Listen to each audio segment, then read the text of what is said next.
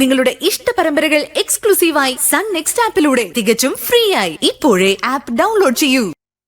മനുഷ്യരുടെ കാര്യമല്ലേ അമ്പിളി, ഒന്നും പറയാൻ പറ്റില്ലല്ലോ. എന്തായാലും ഞാൻ ഈ പറഞ്ഞ കാര്യങ്ങളൊക്കെ നാളെ നീ ചിരുവിനോടൊന്ന് സൂചിപ്പിച്ചേക്ക്.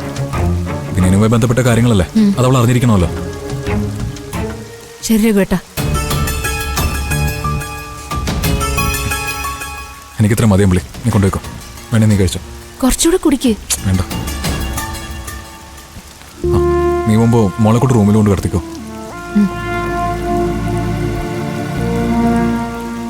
ഞാൻ വന്നോളാം അമ്പിളി.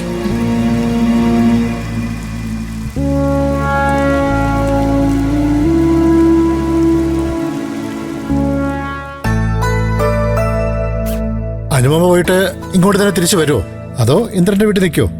ഞാൻ ഇന്ന് തന്നെ പഞ്ചരത്നത്തിലേക്ക് പോവും വിജയേട്ടാ. മോൻ അവിടെയല്ലേ. വിച്ചുമോനെ അധിക ദിവസം വിട്ടു നിൽക്കാൻ എന്നെ കൊണ്ട് പറ്റത്തില്ല. ശരിയാ, ചെറിയ കുഞ്ഞല്ലേ. അച്ഛന്റെ അമ്മയുടെയും കൂടെ കഴിയേണ്ട സമയമായിപ്പോ. സത്യന്റെ കല്യാണത്തോടെ അനുപമയും മോനും ഇങ്ങോട്ട് മാറുമായിരിക്കും അല്ലേ? ആ, ചിലപ്പോ ആലോചിക്കണം. ഇന്ദ്രേട്ടൻ ഇതുവരെ വന്നില്ലേ ചേച്ചി? ഇല്ല, ഇപ്പൊ എത്തുമായിരിക്കും. നമുക്ക് ഒരുമിച്ച് പോവാം. ഇന്ദ്രേട്ടന്റെ ബൈക്കിലോ? നമ്മള് 3 പേര് പോവാനോ? ഇന്ദ്രേട്ടൻ ഞങ്ങൾക്ക് പോകാനുള്ള ടാക്സി ആയിട്ട് അങ്ങോട്ട് വരുന്നത്. നിനക്ക് അതിൽ കയറിയ ബസ് സ്റ്റോപ്പിൽ ഇറങ്ങാന്നാ ഞാൻ പറഞ്ഞത്. എങ്കിൽ ഞാൻ വെയിറ്റ് ചെയ്യാം. മഞ്ചാടിയെ ബസ് സ്റ്റോപ്പിൽ വിടാൻ വേണ്ടിയാ ദാസാർ എന്നോട് ഇവിടെ നിൽക്കാൻ പറഞ്ഞത്. ഇനിയിപ്പോ എന്റെ ആവശ്യമില്ലല്ലോ. ഇല്ല. ഓക്കെ, അപ്പോ ഞാൻ അകത്ത് പോയി വല്ലതും കഴിച്ചിട്ട് വരാം. ശരി വിജയേട്ടാ. ശാന്തമ്മേ.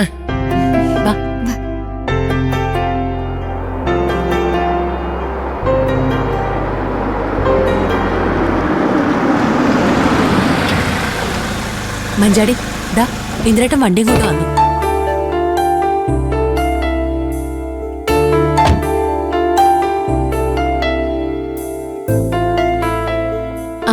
വിജയേട്ടാ, ഞങ്ങൾ ഇറങ്ങാണേ.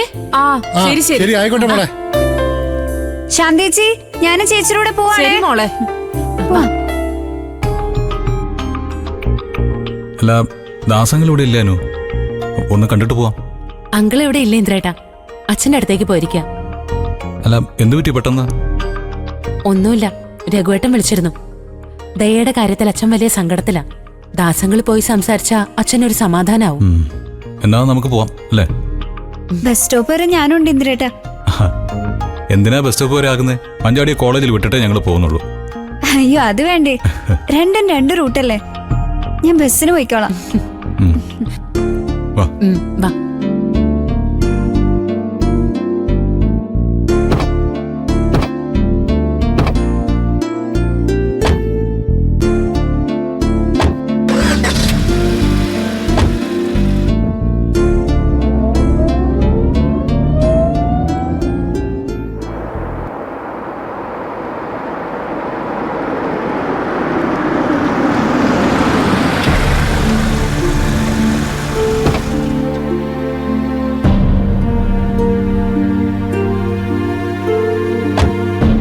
രഘുവേട്ടാ, അമ്പിളി ചേച്ചി, ദാസങ്ങള് വന്നു.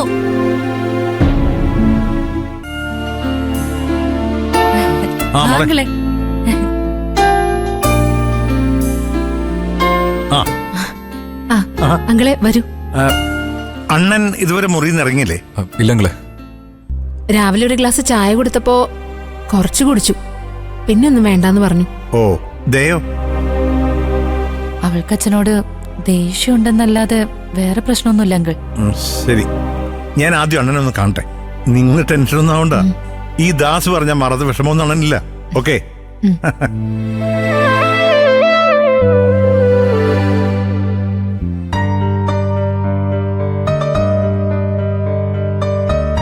അണ്ണാ, അണ്ണോ.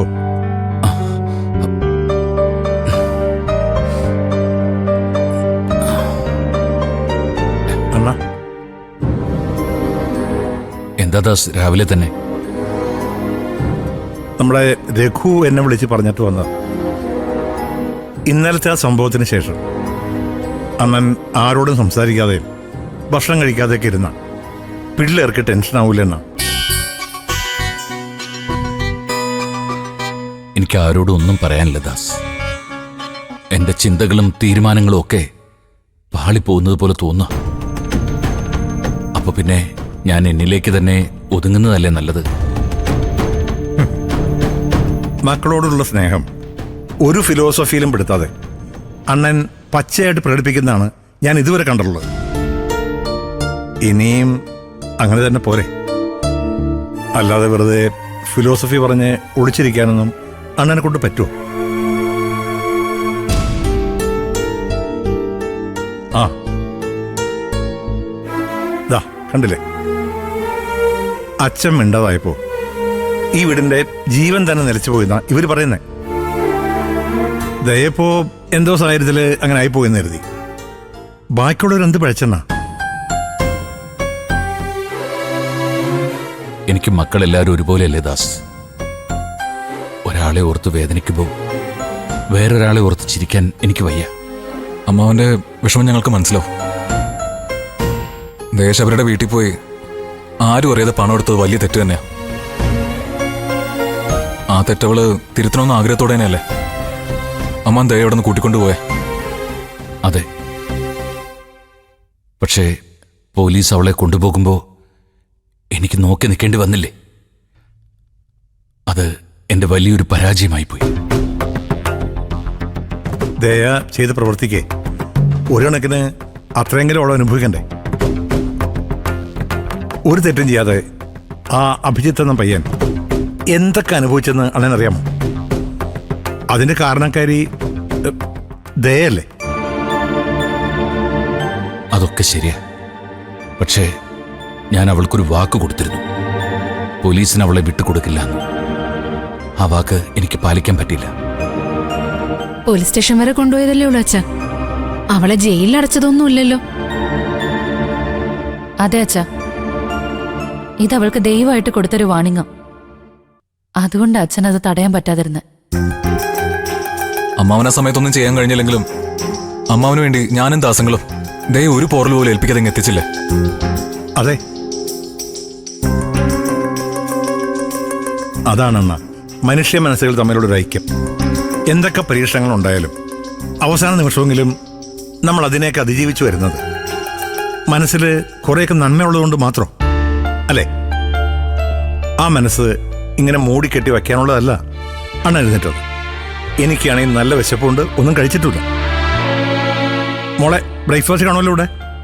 ആ പിന്നെ അച്ഛൻ കഴിക്കാത്തതുകൊണ്ട് ഞങ്ങളാരും കഴിച്ചില്ല. ആ എങ്കിൽ പിന്നെ നമുക്ക് ഒരുമിച്ച് കഴിക്കാം. എന്താണ്? എന്നാ ദയെ കൂടി വിളിച്ചിരു. ശരി അച്ഛ, അവളെ ഞാൻ വിളിച്ചോളാം.